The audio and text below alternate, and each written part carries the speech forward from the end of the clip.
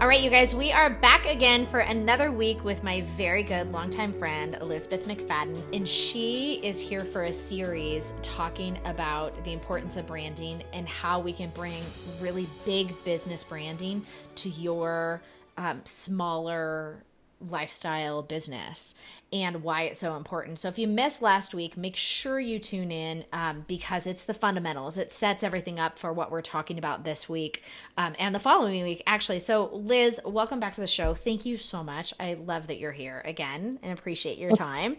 Yes, thank you for having me. Yeah, I really appreciate it. If somebody missed last week, can you just give like a really quick brief intro as to who you are and what you do?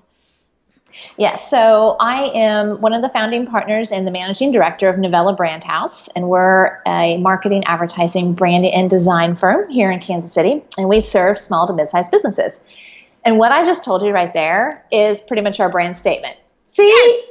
Brand strategy in action. That's right. Yes. You guys have to have that down to be on a podcast. You have to have, right, or anything. Right. And then just a little bit about kind of what we talked about. I truly am in the shoes of where your audience, a lot of your audience members have been and are, because I started my first company 13 years ago. It was one of the first virtual ad agencies in the country. And I had a 3-year-old and literally a newborn baby. And now I have 3 kids and they're 16, 13, and 10. And skipping all the way forward to now, I run a company of 9 people, along with my partner, Claire McLaren, who has 4 boys, by the way. So, but we've scaled this business kind of as our kids have grown. So this is what it is, ladies. This is what we do. That's how it works. Yeah. That's how it works. Awesome. Okay, so last week, again, we talked about what is branding, what's the fundamentals of branding, the components of branding, who needs branding. Seriously, go back and listen to it if you missed it, because it is it's very important in order to apply everything that we're going to talk about in today's episode. I don't know that you can apply it as fully if you missed last week. So in today's episode, Liz, you're going to take us through the process of self-branding, like the steps to brand yourself, because, our listeners aren't launching, huge software companies or, a company that's on the scale of Nike, or that's not who our listeners are.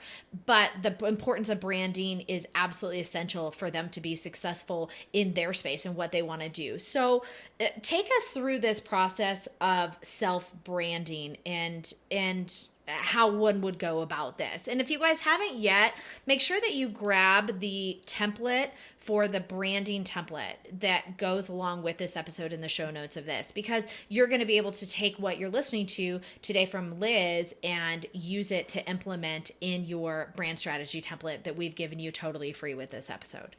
So go ahead, Liz, and let's chat about this and guide us through this process.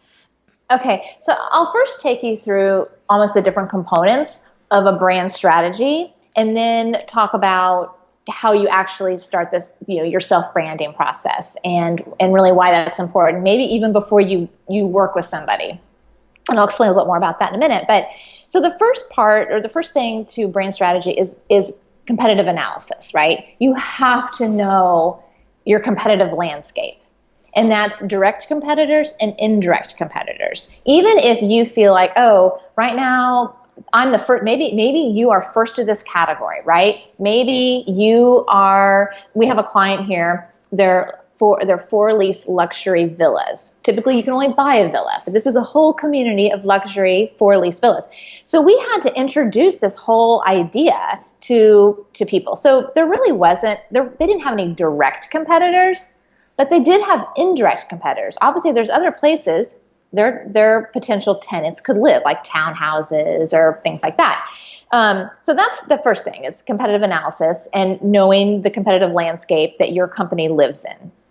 The second piece is target audience, all about target audience. You have to define who that audience is.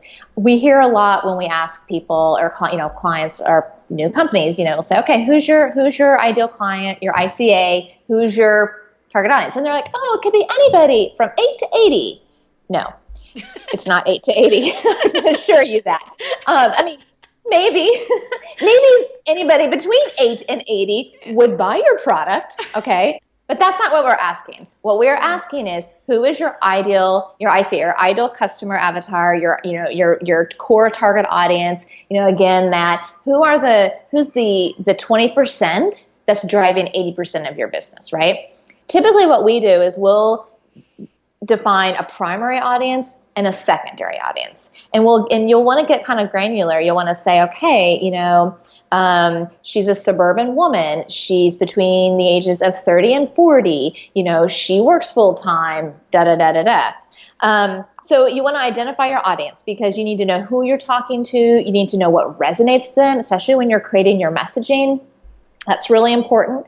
You need to know kind of the language that they use, that they're using about you. Not maybe the industry talk that you use, because they're not going to understand that. It has to be in their language. So super important to know who you're talking to. And then to understand, at this point, you've looked at the competitors. Now you need to understand, what is your audience looking for that you can fulfill that's not being met out there right now. So that's the second piece. Third piece is the value proposition. And that's kind of one of those like really fancy big words people like to throw around. But essentially what it is, it's, what is your offer? What makes you different? What problem do you uniquely solve? And uniquely, that's like the key word in that whole thing. Not just what you do, not just what you solve, because honestly, the competitor down the street could be doing the same thing for cheaper, better, whatever, with more style, whatever. How do you solve that problem for your audience and nobody, like, in a way that nobody else is doing it? So that's really your value proposition. The fourth thing is brand statement, elevator speech. So in my little introduction earlier, it's when I said, Novella Brand House, we're a marketing, branding, advertising, and design firm. That is part of our brand. That's our brand statement. So you need one statement that clearly says what your company does. Sometimes we hear clients say, oh, but I want that to be like, they want it to feel more fun and creative. And, there's time and a place to get creative in your strategy on down. But in this statement, it needs to be, don't try to get too clever with it. Just be very clear and concise, because the whole idea is, this is really like your opening statement. So you want your potential customers to, or anybody for that matter that you're telling this to, from that one sentence, get it and understand it. And I'll use myself as an example again. Typically when I say our brand statement, people will either, if they're not interested at all, and it's like, oh, okay, yep, that sounds great. They understand what we do. They don't need us, whatever, they walk away. But otherwise people will say, oh, okay, you work with small to medium-sized businesses. Tell me more about that, okay? They might say, oh, you do branding. What kind of branding do you do? But that almost gives them the chance to dive in more to what your company does. But you've set up exactly what you do, your core things that you do, and who you serve, right? So that's the idea with that. The next component are your 3 key messages. And because trust me, there's a lot more you want to say than what your company does than just that brand statement, right? So the next thing is really looking at what are the 3 key things that are central to our brand, central to what we do, central to that value proposition, that problem that we uniquely solve, written in the kind of language that our target audience uses, that they're comfortable with, that resonates with them. But those 3 key things, again, very simple, kind of a little bit like your brand statement. You can get a little more fun and clever with those, but still keep it really simple. Then there's a lot more that, again, even beyond those 3 key messages that you want to say and want to describe your company. And so we always say, when you have more time and space, right? So more space on a website, more time, in a podcast or whatever it may be, or, on Instagram and social media. But we call these supporting points. So these are going to be all the other things that you want to say about your company that really kind of belong in your brand language, in your brand strategy.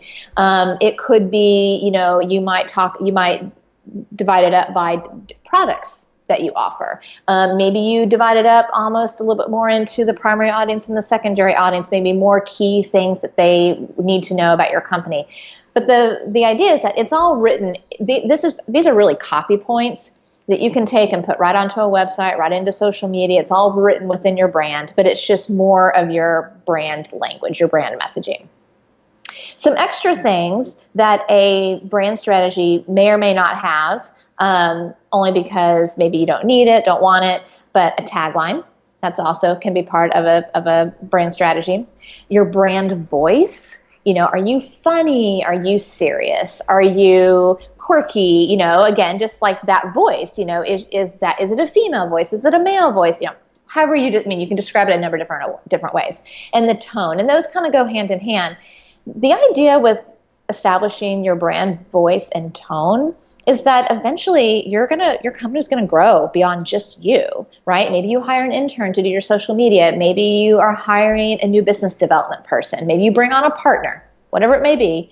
You have to be able to almost hand this brand strategy over to your team, somebody that joins you, and they need to know, oh, okay, we're quirky and funny, and this is our tone, and these are the things that we say, and how we say it, and how we describe it.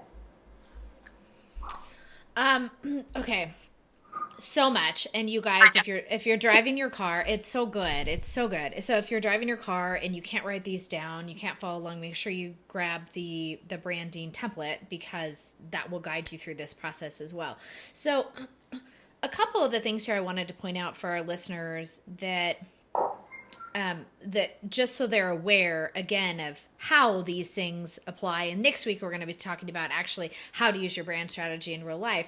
But when we're talking about these three key messages, that really is those are the things that you guys want to take. Those are the things you guys want to get traction on. Those are the things that when you aren't meeting with people one-on-one, those are the things you want to share across social media, because if you share 100 messages across social media, nobody knows what you're doing. And it's very hard to get noticed, as it is in the online business space. And so, or in any space, but especially across digital and social media platforms. And so those key messages are really, really important. So we have so many clients come to us and they have their key messages nailed, right? But people sometimes still don't understand. And so I think one of the hardest things that I have seen for entrepreneurs is being able to get out of their own head and change the terminology to their audience's voice, like you were saying, their audience's words. What language is their buyer using, or what words are going around in their buyer's head when they're actually trying to come up with their tagline or their key messages or their brand description. And I would love it if you could give our listeners some tips, because we're so close. They are so close to their own business. They're so close to their own problem. I deal with this all the time with you and Sarah, who's my Facebook ad strategist. Like, I will send copy over. And I think Sarah a couple of months ago was like, April, nobody knows what you're talking about, honey. That is your language. You're speaking your language. Nobody else knows what that is, blah, blah, blah, blah, blah. And she'll scratch it all out and trash it and rewrite it for me because I'm too close to it, or because I think we take for granted the things we know.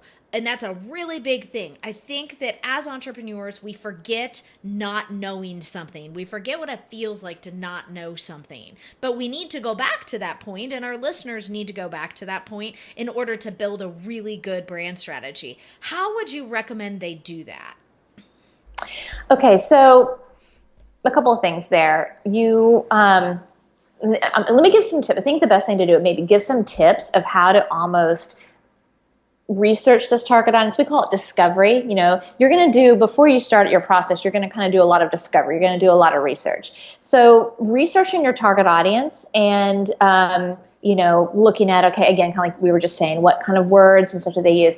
A good way to be able to do that is start Googling, start doing keyword searches as if you were your customer and you're trying to find a company like yours, or even just put in some really basic terms that describe your company. And what you'll start to see is Google will start to say, other related searches or other people search. And so you can start to see where there's keywords and keyword phrases that your intended audience is using to find you or to find a company like yours. And that actually is a part of our process. When we work with clients, we do Google keyword searches. And interestingly enough, we're working with a client right now, and they sell pre-owned office furniture. And we were telling them that, people don't really search for office desks. They search for office workstations. Oh, right. I right? wouldn't have known. Right. Okay. You wouldn't have known. But again, so it kind of changed their mindset a little bit. They're like, oh, we always think of it as like a desk, or I think they called it something like a workplace or something. But anyway, we're like, no, when your audience is searching, workstation is a term that they use. So that's a good way. I mean, Google, you can find anything on Google, but almost put yourself in the shoes of, your audience. Another thing is, this is more true probably if you've maybe already had a couple of clients so far. Ask. Mm-hmm. Ask your clients, your customers, certainly the ones that are your best clients, but maybe go back and talk to a client or a customer that maybe was not happy, or maybe they didn't really re-engage with you. But just ask, how did you find us? What things did you related about our company? So you can get some kind of insight that way. And then another thing is test these key messages on other people, and maybe not your family because they know this as well as you do, or maybe they don't. Sometimes we assume that our family knows our companies as well as we do, but like if you were to ask them to describe what we did, they'd be like, I don't know what she does. Yeah, right. So anyway, but kind of testing some of that messaging as well. But those are just a couple of, kind of easy ways to find that language that your audience is using. Yeah, that's so important. And one of the things, if you guys have not yet tuned into, if you're struggling with this particular point and you can't get your audience's language, but you do have an established business, you do work with people, but you're really still honing in on getting your language, go back and listen to my podcast episode number 134. So in podcast episode 134, I take you through the exact steps to host a one-on-one discovery call. And there are questions that you should be asking in a discovery call with people who are considering working with you. And I want you to write down their answers to your questions. You're going to ask them, like, what are you struggling with? How did you find me? What do you need? And what are you looking for? They will tell you every single time. So if you already have a business and you haven't documented the words that are actually coming out of your client's mouth on these discovery calls, then that is a perfect place to also get really good messaging that other people in their same place are gonna relate to. So there's just kind of another little cheat sheet there for you guys if that's something that you're struggling with here. Yeah, I think actually, April, I think that is a perfect suggestion. I think another thing is when you're out there networking, which you should be doing all the time. I mean, I know this is not what we're talking about today, but you cannot grow a business if you're not networking. So when you're out there networking, just like you were saying, listen to people about how they're talking to you, some of the questions they're asking, because those are probably the key words that you need to have in your key messaging. Okay, that's so rad. That's so good. Okay, so are there certain steps that you want people to go through this process or follow along and complete the components, as you said? What are your next steps for our listeners today now that they understand really what the components of a brand strategy should be? Yes. Okay. Absolutely. So steps to self-branding. And I say these are the steps that you would want to go through if, you're like, okay, I can't invest in working with somebody else to put together my brand strategy. I need to do it myself. You need to DIY it, which honestly is a great way to start. I mean, just start with something and get a strategy in place and start testing it. The other reason that's important to do this is if you are going to work with somebody, it's really good to have thought through a lot of these things on your own and start to put some things down on paper. And if you have a business partner or a team, kind of bounce some things off of them, because I've been in a lot of situations with clients where, we start going through this discovery and deep dive process, and they're like, oh gosh, we haven't thought about this. We don't really have an agreement on this if it's like a partnership situation. So it's good to go through this regardless, right? Okay. So the steps to do that, and these steps are essentially going to help you work through and kind of start working on filling out your different components of your brand strategy. I like to tell people, start with sort of what you have right now, right? If you're at least this far, you have a business plan, you've probably written a mission statement, you've probably written like my values, you've written some sort of little description of what you are or an about us, right? So start with that and start looking at, okay, how much of that really still fits who you are? Is that the direction your company is going? And do you find that people relate to that? Right? And start looking at what's working and what's not and kind of where you are, right? That's almost your base. Then the next answer is why. We need to start working on positioning, right? And so asking your why, like, why did you start this business? Why does your audience need you or need the product you have? Where, what are you providing that's not already there? Again, what problem, I say this, over and over, but what problem do you solve uniquely and really get down that why. Like, why are you serving the people that you do? Then start to look at how so the next thing is you're going to be, as we said, researching your competitors. And this is, look at their websites, try to figure out what's their messaging, what's their positioning, right? Maybe what kind of advertising or marketing they're doing, the pros and cons of their product or their service. You can do like a SWOT analysis, strengths, weaknesses, opportunities, threats of your competition, and then do one of yourself. So you're going to start to compare those, and you're going to start to see between where there's holes that your product fills or niches in the marketplace that your competitors are not. You'll be able to tell that from the SWOT, most likely. And then compare that to your why.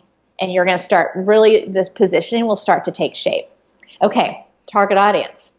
So you have this positioning, you have like, here's why I think I'm out there serving, with my uniquely, the problem that I'm uniquely solving, but does it relate to your target audience? Like, okay, what are they looking for? And really, again, like we were talking about earlier, defining them. Some great resources for that. You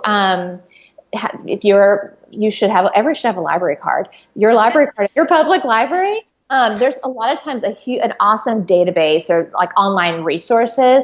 There's a program called Demographics Now, which is fantastic, and especially if you're a business to consumer type of company.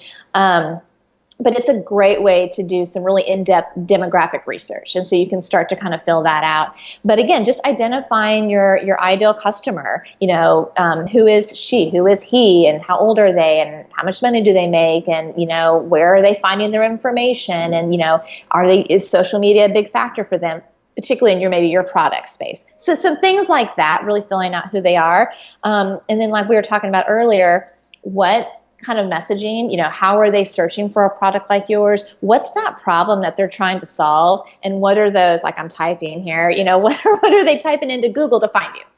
And start looking for some key phrases and words that you need to incorporate in your brand. Gotcha. Right? Okay.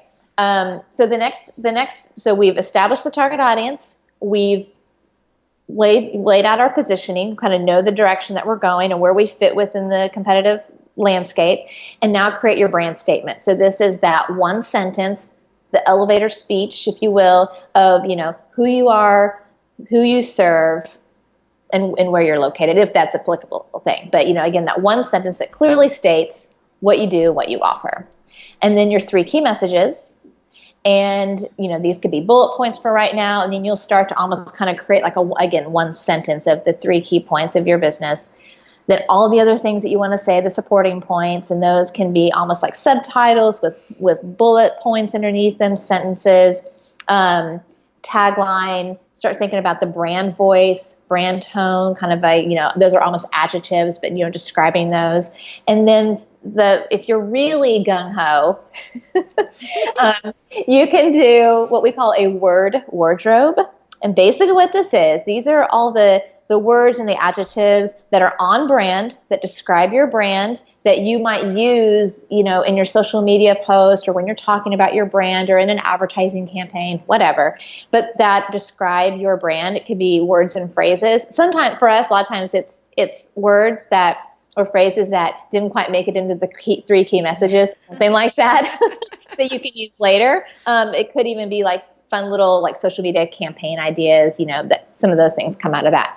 But that is the steps to creating kind of your first self-brand, to DIYing it, or like I said, even just to start thinking through a lot of these things so that when you do work with somebody, it's really productive and you've already thought through some different scenarios or some different positioning. And what they're going to do, if you struggle, maybe you're feeling like, okay, I can come up with all these things, but I can't write this messaging. I'm not a writer. And a lot of this really is copywriting. Yeah. That's a great time to do it on your own and then work with somebody to help craft that messaging, help tell that story.